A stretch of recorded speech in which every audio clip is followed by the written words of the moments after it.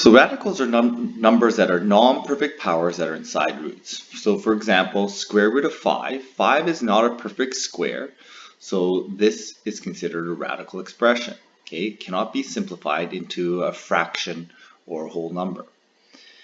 Another example would be square root or fifth root of 16. 16 is not a perfect power of 5. Okay, so we cannot undo this perfect power with this fifth root. Same with cube root of 53.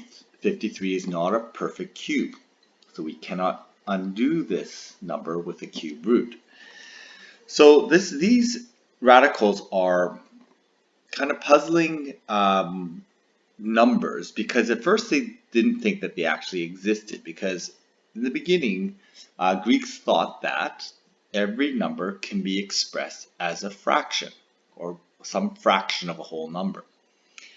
And when they realized that this number, the length of the diagonal of a square, cannot be expressed as a perfect fraction, they were very puzzled by this.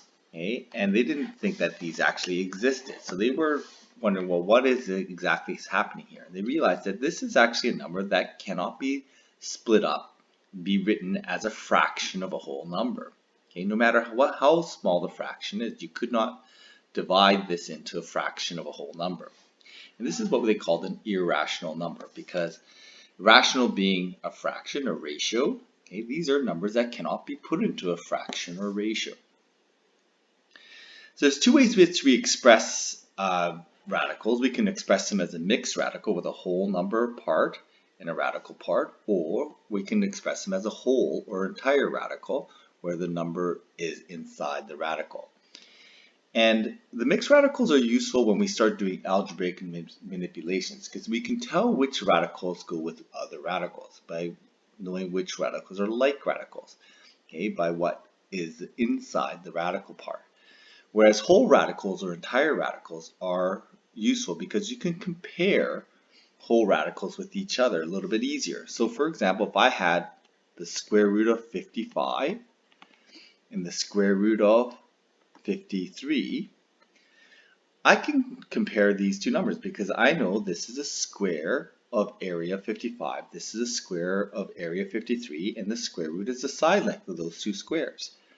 And so we know that this side length must be bigger than this side length because this is a bigger square. So because the number inside represents the area of the square, the side length is a little bit more predictable. So what we want to be able to do is convert radicals from whole to mixed and mixed to whole. And when we do this is we look for perfect square factors. So for example, for 72, we're looking for perfect squares factors of 72. And we can find it by looking at factoring 72 into 36 times 2. And we can express this square root 36 as a whole number of 6. So we now have 6 groups of root 2, or 6 times root 2. So then we can do the opposite. We can start with the mixed radical, and we can put that number inside by first of all squaring it, and then combining them together as factors.